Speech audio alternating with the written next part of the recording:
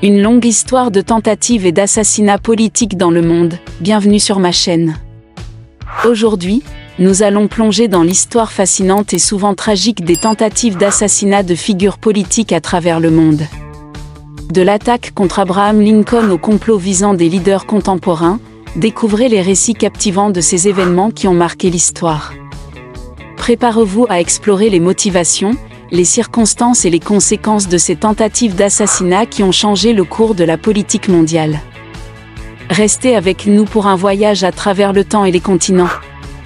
Mais d'abord assurez-vous de suivre notre chaîne YouTube Gossip World afin de ne manquer aucune de nos prochaines vidéos. Merci. Numéro 9. L'ex-président américain Donald Trump, blessé à l'oreille, a échappé samedi à une tentative d'assassinat lors d'un meeting électoral en vue de l'élection de novembre. Il s'agit d'une première depuis celle ayant visé Ronald Reagan, en 1981, mais les tentatives et les assassinats de présidents n'ont cessé d'émailler l'histoire politique des États-Unis. Retour en images sur ces événements tragiques. Alors qu'il prenait la parole lors d'un meeting de campagne à Butler, en Pennsylvanie, l'ex-président américain Donald Trump a été blessé à l'oreille, samedi 13 juillet, par des tirs. Ces images ont ravivé de terribles souvenirs dont l'emblématique assassinat de John Fitzgerald Kennedy à Dallas en 1963. L'histoire des États-Unis est en effet empreinte d'une extrême violence. Depuis le 19e siècle, 4 présidents américains ont été assassinés durant leur mandat, tandis qu'un tiers d'entre eux ont été visés par des tentatives. Même si cela fait 43 ans qu'un président ou ex-président n'avait pas été blessé, ces faits ont été très nombreux par le passé. Voici un historique de ces événements qui ont marqué la vie politique américaine. Numéro 8. Au Mali, une tentative d'assassinat contre le président de la transition durant la prière de l'Aïd. Un homme a tenté de poignarder le président de la transition au Mali, le colonel Assimi Goïta, durant le rite musulman, avant d'être interpellé.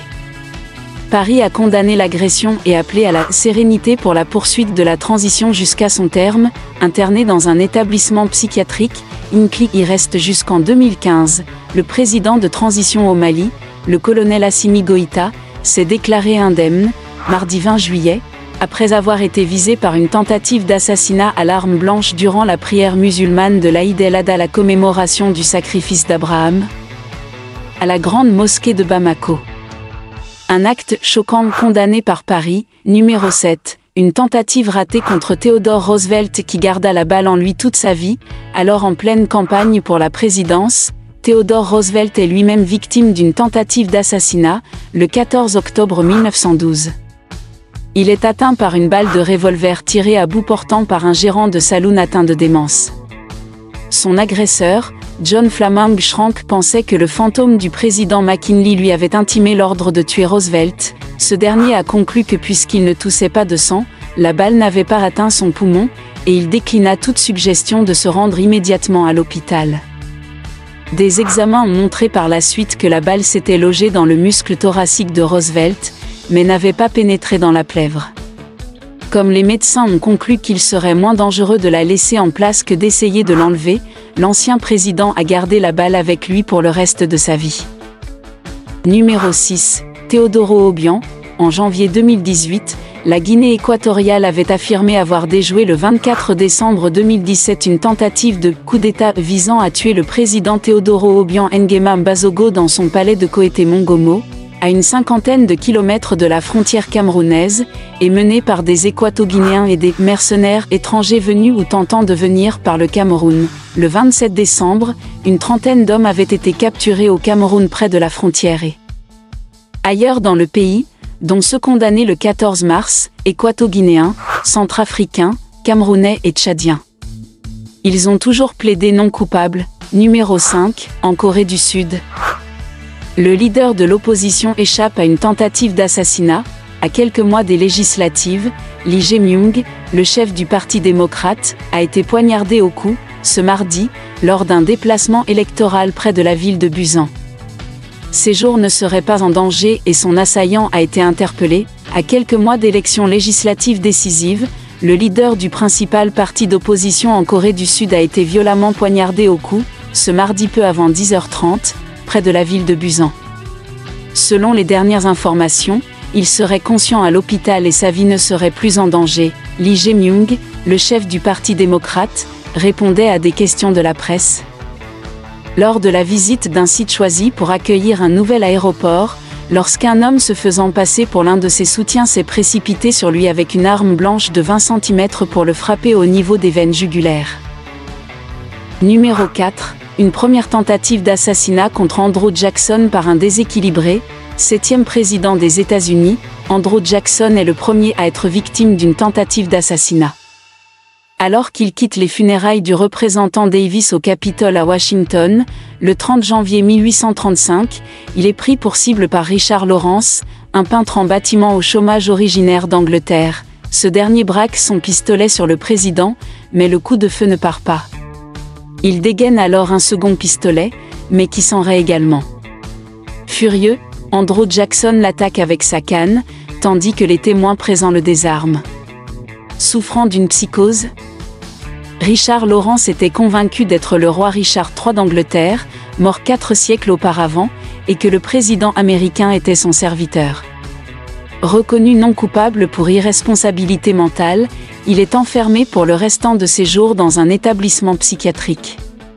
Numéro 3. Franklin Roosevelt, manqué de peu par un anarchiste, tout juste élu président des États-Unis, Franklin Roosevelt est visé par Giuseppe Angara, un anarchiste italien, le 15 février 1933.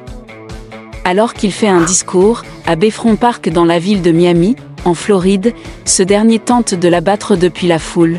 Giuseppe Angara rate sa cible, mais il parvient encore à tirer 5 coups de feu avant d'être maîtrisé.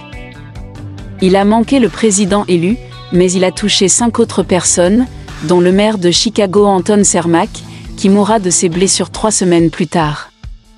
L'anarchiste italien est exécuté par électrocution en mars de la même année. Numéro 2. Ronald Reagan, atteint par une balle, seulement 69 jours après le début de sa présidence, Ronald Reagan, le 40e président des États-Unis est visé par une tentative d'assassinat, le 30 mars 1981. À l'issue d'une allocution à l'hôtel Hilton de Washington, John Hinckley, un Américain fasciné par les armes à feu, s'extrait de la foule, tire 6 balles et touche 4 personnes.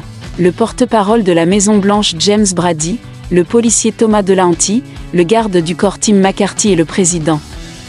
Atteint au flanc gauche, le président Reagan subit une perforation du poumon et des hémorragies internes, mais il récupère rapidement. L'enquête policière révèle que le tireur, issu d'une famille aisée, est atteint de troubles mentaux, solitaire.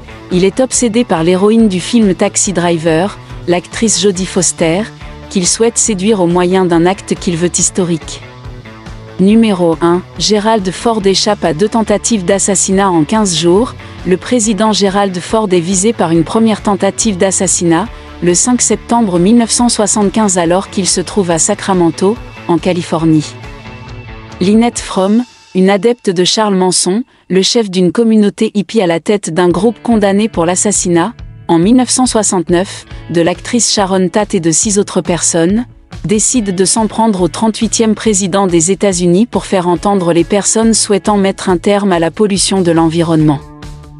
Se tenant près de lui, la jeune femme rencontre un problème avec son arme et ne parvient pas à tirer. Condamnée, elle passera 34 ans en prison pour cette tentative. Le 22 septembre, Gerald Ford est victime d'une nouvelle tentative d'assassinat, à San Francisco, toujours dans l'État de Californie, par Sarah Jane Moore. Cette femme tire elle aussi 2 coups de feu dans sa direction sans succès. Elle souhaitait susciter une violente révolution pour apporter un changement à l'Amérique. Merci d'avoir suivi la vidéo jusqu'à la fin. Surtout n'oubliez pas de laisser un j'aime, un commentaire et encore plus n'oubliez pas de vous abonner pour ne rien manquer sur toutes nos prochaines publications.